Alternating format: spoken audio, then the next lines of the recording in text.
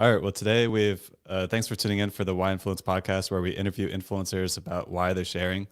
Today, we've got a unique show where we're going to be extracting a ton of valuable advice for both new and seasoned podcasters. And our guest today is Daniel J. Lewis. He's got, I believe you can correct me once you start talking, but I counted how many episodes were on your homepage by how many pages there were, and I believe there's over 500 episodes, all about how to podcast, how to optimize your podcast.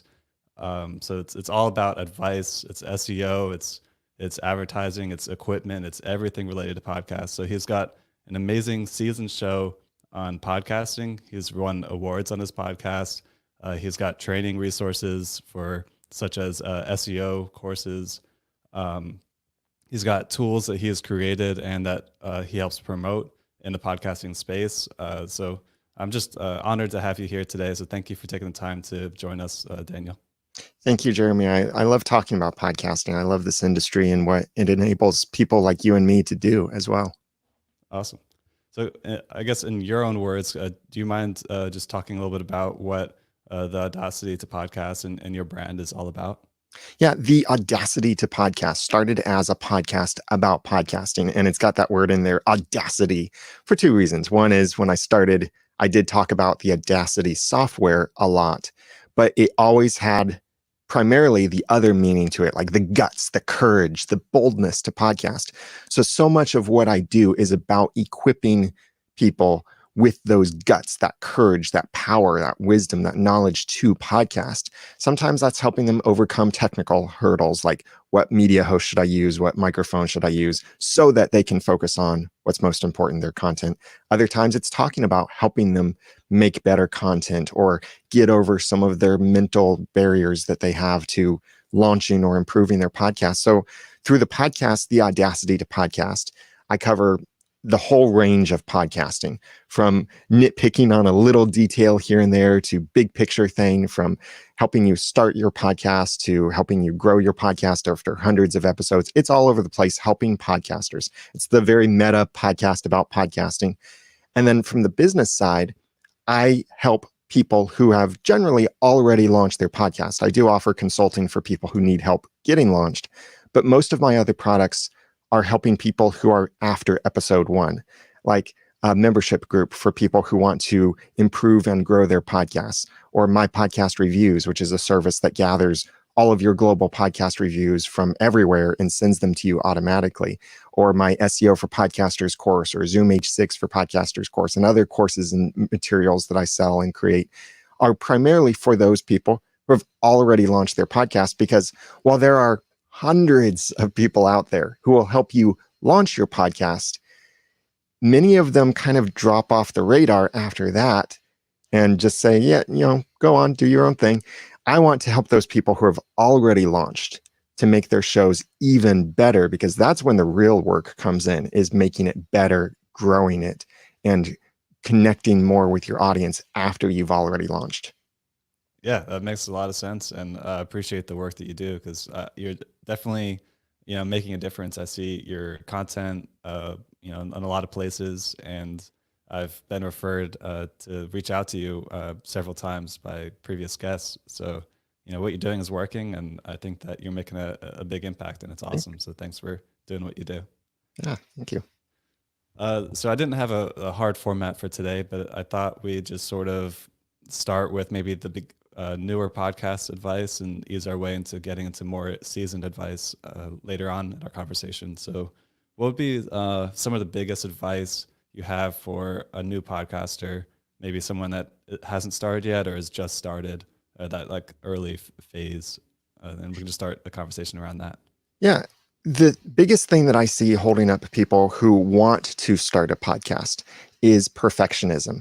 And they may not even be perfectionists, but there does tend to be this thing when we get into podcasting that we start obsessing over, what's the best media host? What's the best microphone? What's the best this or that? Because I want to make sure I get the best thing for my podcast. But the most important thing is really to get your podcast going and to focus on the content, what you want to talk about on your podcast. So to make it easy for people who are starting their podcasts, My top recommendations right now are for a microphone, Samson Q2U. There are other microphones very similar to it, like the Audio-Technica ATR 2100 and USB, and there's now the new That's ATR what I have. 2100X USB. Yeah, you're using the ATR 2100 USB. There's Yep. also the Audio-Technica AT 2005. These three microphones, just buy whichever one is the most affordable. They're essentially the same. They have some minor differences, yes, but don't obsess over those. Just get a microphone, plugs directly into your computer, or you can plug it into professional audio equipment later on if you need more professional gear. And then for a podcast media host, I now recommend Captivate. I'm an advisor for that company as well because I love seeing what they're doing and how they're making podcasting better and simplifying things. So that gives you your gear, your media hosting, your stats, your even a basic website for your podcast. So that's the most important technical stuff. Then the next thing is you have to launch. Don't try and record 20 or 30 episodes ahead of time or 3 episodes or 7 or even just start with a trailer. Maybe it's a minute or 2 minutes describing what your podcast is going to be. You can use that to launch. Then plan out or at least know what your first, I'd say 20, 25 episodes are going to be. It's okay if they're just rough ideas, like names of people you want to interview or topics you want to discuss. The reason for that is you want some direction for where you're going to go. It's been previously reported that episode 7 was the biggest hump for podcasters to get over that 7th episode. But as I started digging into the data a lot more and reporting certain data on mypodcastreviews.com, I found that actually, no, it's not episode 7. It's episode 1. That's the biggest hump. There are so many abandoned podcasts out there that have 1 episode. And that's sad. I call those pod flashes because they haven't even pod faded yet. They haven't faded out from existence. They're like that flash in the pan, just poof, they're there and then they're gone. Don't be that. I think what affects podcasters most in that 1 episode hump is they don't really have a vision for their podcast. They don't know where they want to go with their podcast. It's okay if you change directions later. It's okay if you change your mind later. But the biggest thing I think is you need to at least know where you want to go. Try to plan your first several episodes and then launch. Get it going. Don't try to be a perfectionist. Just plan and launch. It seems kind of contrary to say just jump in, but also plan. But you need to find that balance between those two things. Yeah, that's very aligned with what I've talked a lot about with some people that were struggling with launching their podcasts. Is don't overthink it. It doesn't have to be perfect. Right off the bat, you can always tweak it. I had one guest that changed the name of his podcast 4 times. So like the fact that you can change the artwork, you can change the title, change the description, like everything can be changed later. It's all about just getting started, and you'll make the changes as you go. And the one thing I'd add to that, would be to focus on your why. So like really deep dive into why you're doing it, because then that'll help you overcome the hurdles that get in your way, all the barriers that try to stop you from keep going. Yeah, one of the things talking about why that I talk about a lot, especially inside Podcaster Society, is every podcast needs profit. Now, that doesn't mean money. Most of us think immediately that means money. And a lot of people are thinking, I want to make money from my podcast. But I make profit stand for something. The letters in profit, PROFIT, are different ways that you and your audience can profit from your podcast. And that would be popularity, relationships, opportunities, fun, income, and tangibles. And those are different ways that you and your audience can profit from your podcast. And it is important to figure that out at the beginning. Like, are you starting your podcast because you want to make money? All right. If that's so, then you really need to approach your podcast as a business, not just make it 2 guys talking about nothing in their basement and hoping to get a sponsor for that, because that doesn't really work. Right. Actually, I would say that doesn't work unless you're a celebrity. Even then that struggles. But you need to be more intentional about that. If your idea is that you just want to have fun with your podcast and you want your audience to have fun, then go ahead, be 2 guys talking about nothing in the basement or anything that you want, because your goal is to have fun. And if you accomplish that goal, you are profiting from your podcast. And then there are all of these other things that can come from your podcast that aren't exactly money, but that can be great ways for both you and your audience to profit. And it really does go back to what you said, Jeremy, the why. Why is it that you want to podcast? Do you want to just get popular? Do you want to build relationships? Do you want to have great opportunities open up for you? Do you want to simply have fun? Do you want to earn an income? Do you want to get some cool tangibles like new games or microphones or things that you can review and sometimes keep? These are different ways that you can profit. And you should think about that in the beginning so that it drives so much more of what you do. Yeah, I couldn't agree more. And I like the profit acronym that you came up with. It's awesome. I'll tell you a funny story about that because this is relevant to people starting out. That came from a mistake. A typo led me to come up with that. I sponsored an ad for Podcaster Society, my membership site for people who have already launched their podcast. I sponsored an ad for some place and I misspelled profit. I accidentally put 2 T's on profit and I caught it later when it was already too late.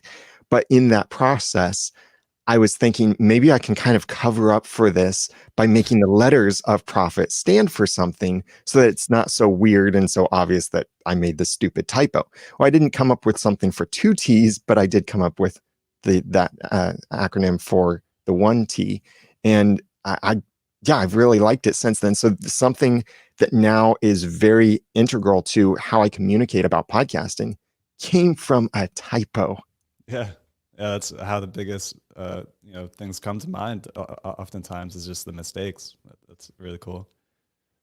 So I would add on to what you just said, which is I usually break out when you drill into your whys into 3 types of whys, like the why for you for podcasting, the why for having your guest on, and then the why for the listeners, because those are sort of 3 different people. And if you like really deep dive and define those whys, I think that helps a lot. I like that because so many podcasters are so focused on themselves. What can I get from this? What can I get by having this guest on my show? Or what can I get by having a big audience or a sponsor, or anything like that? Often forgetting, what does my guest get if I have guests on my podcast? What does my audience get from my podcast other than just glorious me? What do they really get from the podcast? I like Awesome. Well, all right. So that was some great advice for a new podcaster. Let's say we're talking to a podcaster who's 10 to 30 episodes in. They've already started. They've already got over like some of the initial hump. What are some of the most common mistakes or things that you're seeing when people approach you, as far as like take someone that's been like 30 episodes in to like, tweaking them or pivoting them? What are some of the common things that you've seen? The most common thing I see carries over into people who have already launched their podcast, and that would be not having a plan for the podcast. So even if you've already launched, still try to come up with a plan of what your next several episodes are going to be about. Even if you don't cover those topics in the order that you put them, or you don't cover those topics at all, at least have a plan for where you want to go with your podcast so that you're not sitting down at the microphone each week or however frequently you record and trying to come up with something to talk about. You want to have a list so that you can look at it and know, oh yeah, this is something I really wanted to talk about. This is what I'm going to do my episode about. It can take a little while to kind of catch up while you're still making content and coming up with a list, but come up with that list. The other thing is to really focus on optimizing that experience for your audience in your podcast. On the web, where we have this thing called split testing or A/B testing, where you have the opportunity to make a button red for half of your audience and make it blue for the other half of your audience. And then you can see which one converts better or accomplishes a particular goal better for your audience, and then move on with that. And then you test something else. Consider doing that in your podcast as well. Although you can't do effective split testing with a podcast, do look at every piece of your podcast to see where you can optimize. The biggest place I see podcasters missing optimization opportunities is in the beginning few minutes of their podcasts. You might hear a podcast that they say, this episode is going to be about how to make $1 million overnight. But before we do that, I want to tell you about my dog that this morning they go on some tangent. They bury the lead. They have minutes and minutes of unrelated information, or their audio branding, their introduction, something like that at the beginning of their podcast is just wasting time. So that's the first place to look, is in your podcast episodes. Try to get to your relevant content, the information that people are coming for. Try to get to that as quickly as possible. Like even my own show, for hundreds of episodes, my opening was about a minute, 2 minutes of content that was the same across every episode, where I had longer audio branding. I would introduce myself, introduce the podcast, and some other stuff like that. But now I've cut that down to, it's now about 10 seconds. And that gets people in very quickly. It still has some audio branding in there. I still introduce myself by name, but I don't explain what the podcast is about, because yes, people could come in at any episode, but they can also read the description of the podcast before they hit subscribe or before they press play. So really look for ways to optimize your podcast so you're delivering on the promise to your audience. You're giving them the content they came for the whole of the episode. Whether your episodes are 5 minutes long or 3 hours long, make sure you're delivering on that promise so that your audience is getting what they're coming for. That's the biggest thing I see podcasters not thinking about. Yeah, that's huge advice, because I've had a lot of podcasters send me their podcasts and say, "Hey, give me a listen. Let me know what you think."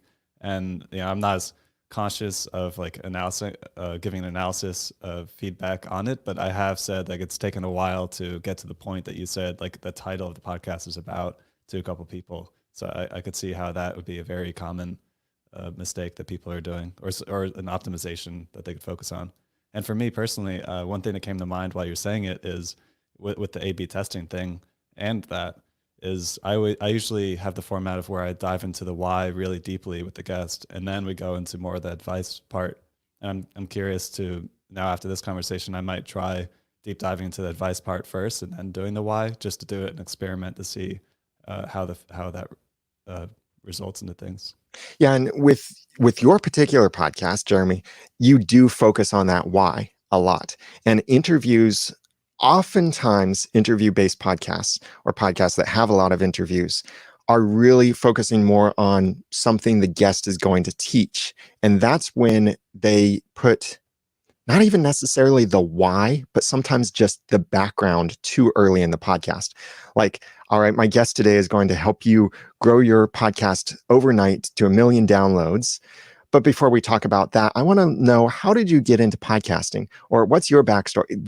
That information, to be blunt, many people don't care, at least not yet.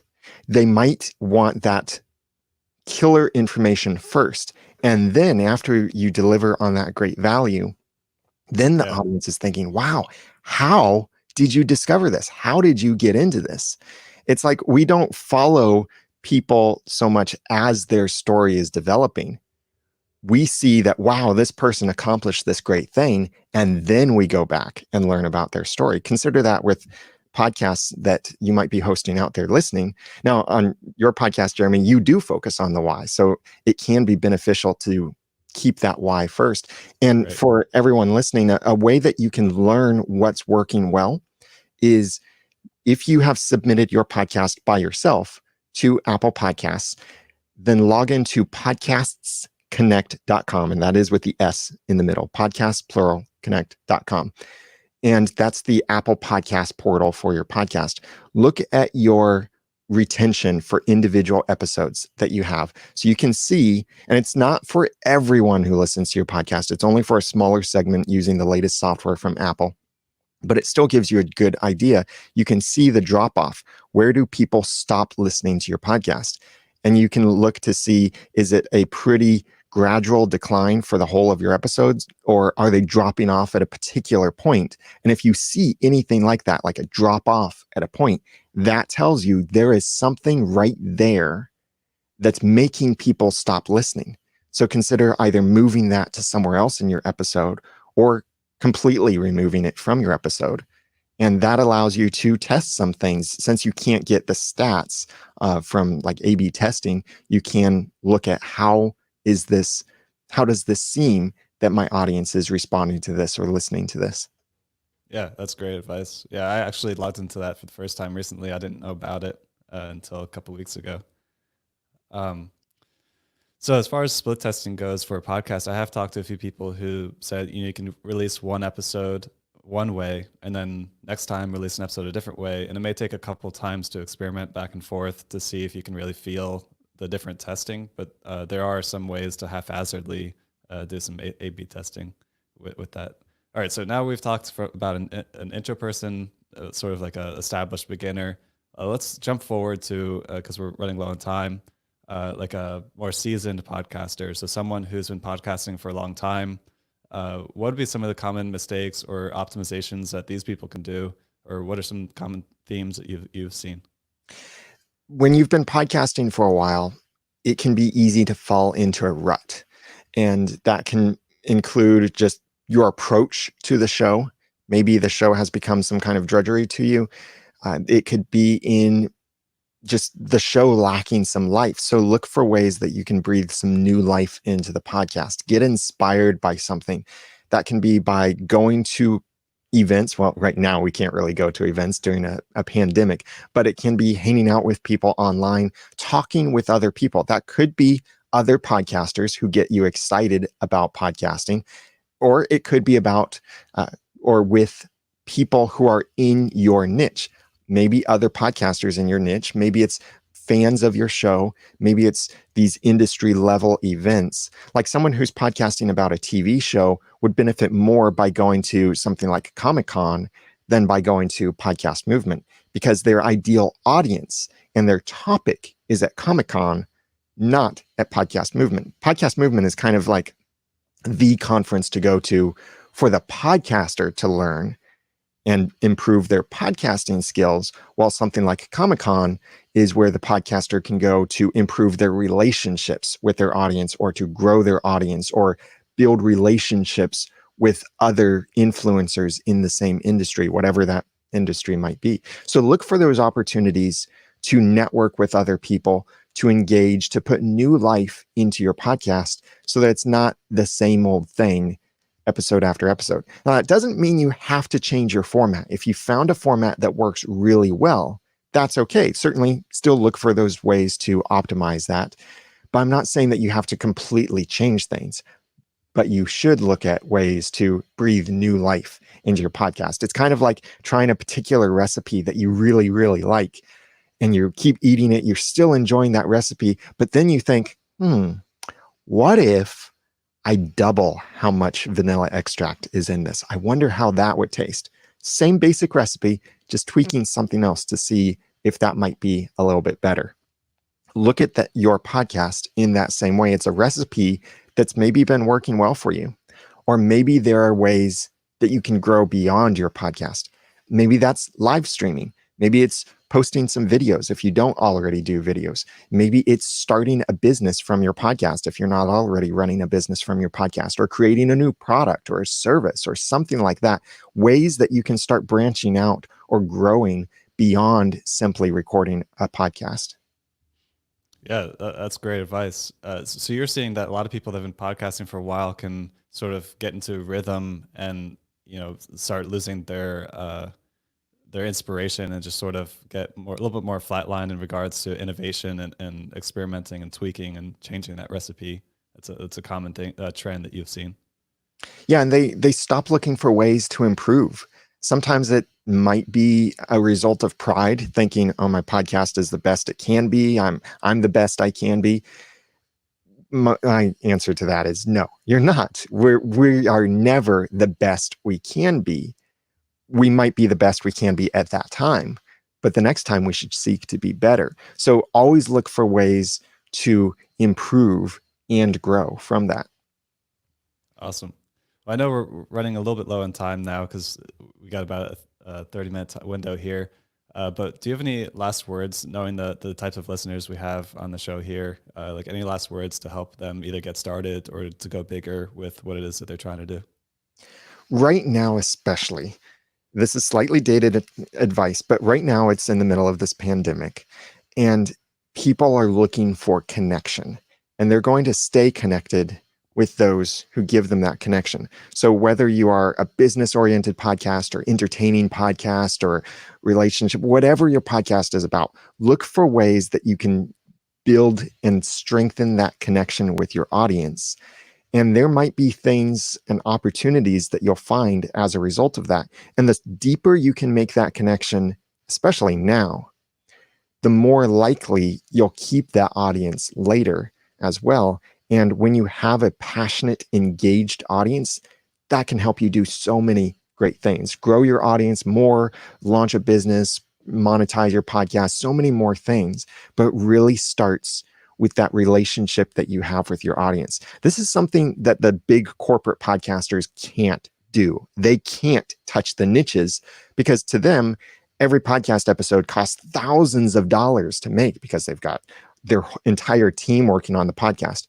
You might be that one woman or that one man out there on your podcast. You're doing everything. It doesn't cost you thousands of dollars. It costs you a couple dollars per episode of your podcast, paying the basic bills for it. So you don't have all of those expenses, but you have a lot more opportunities to niche down or to deepen your relationship with your audience. And no one would probably say, yeah, I feel like I have a relationship with the host of the Serial podcast. No, because there's such a disconnect there. But a lot of people will say about the independent podcasters, I feel like I know them. I feel like we've been friends for years. That's the kind of thing you want to strengthen. That's amazing. If you don't mind me asking a follow up to that, which is, do you have any tips or advice that can help podcasters have deeper relationships with their audience? I know, like for me, when I was starting out, I had to learn to pause and then start addressing the audience. Like, hey, I'm talking to you, and I think you should be doing this. But like, what are some tips that you've seen people do for deepening the relationship? Because a lot of times podcasting, you can post a podcast episode, but there's nowhere that people can leave a comment about that episode. So it's a little bit more disconnected versus like some other social media mediums. Yeah, what you just suggested is a great first step, addressing your audience as one person instead of, hey, all of you out there. Another thing is giving them opportunities to comment, whether that's through your website, through email, through your podcast reviews that you receive, and trying to include that in your podcast. Maybe it's just giving them a shout out, saying thank you to Joe, Jerry, Juliet, and all of these other people who sent this feedback for this episode, or thank you for the suggestion on this topic or this guest. Acknowledge them, at least acknowledge them. But you can go deeper than that, like incorporating their feedback into your episodes. And that helps those people a lot feel connected. They end up feeling like celebrities because they were mentioned on your podcast. And that can also help and inspire other people to get involved too, because they think, oh, I want my name mentioned on the podcast too, or I want my feedback read on the podcast, even if it's not good feedback. And I've run into that. I had a TV show fan podcast where we would talk about theories and information about the TV show Once Upon a Time. And we got some crazy emails sometimes. So I didn't always read the email, but I could sometimes say, oh yeah, Harry had this same question too. Or Samantha brought up this point. Let's talk about that. And that acknowledges them at least. And that goes a long way to engaging your audience. The other thing to do is to be more personable in your podcast. It doesn't mean you always have to tell some deep emotional story with everything that you're talking about, but be authentic. It's okay if you let some of yourself out into your podcast to mention something, so long as it's relevant or helps serve your audience. It's okay to be personable. Awesome. Huge advice there. First of all, I just want to say thank you, Dave Jackson, for giving me the recommendation to reach out to Daniel J. Lewis here for this awesome interview that we just had. So how do people find you? I want to make sure that people approach you in the right way. Is it email? Is it through your Instagram? Like where should people go to find you? And obviously I'll be putting links to all of your social media and your website in the show notes of this episode. The best place would be through my website, theaudacity2podcast.com. And I'm on most of the social networks as the Daniel J. Lewis. Awesome. Well, I just want to thank you again for taking the time to come on here and share with us today. I know I got a ton of value from you being here. I'm sure a lot of the listeners did as well. Before I let you go, I like to ask for feedback from my guests because I am on a journey of trying to grow for myself. Do you have any feedback for me as far as like, how this conversation went, how anything that you've seen or interacted with in regards to this podcast? The thing that I often see people do when they're interviewing someone, and depending on how you edit your final podcast together, if you edit together, is running into the double introduction. Like they might have the introduction, and I don't know yet how you're going to edit this all together, but so this is maybe more of a caution than direct feedback on what happened. Okay. But where you might have the pre-recorded introduction for your episode where you have your normal opening and everything, and you say, today, I've got a great interview lined up for you. I'm really excited to share with you Daniel J. Lewis. He's blah, blah, blah, this. And I'm really excited to have him on the podcast. Now here's the interview. And then the next thing that people hear on the interview is, my guest today is Daniel J. Lewis. I'm really excited to have him on the podcast. Pretty much repeating yourself. So that's a big thing I see interview podcasts do. And I don't know if you're going to do that, but if you are, I'm hoping that you'll reconsider. So that can be a way to just get into that content as quickly as possible.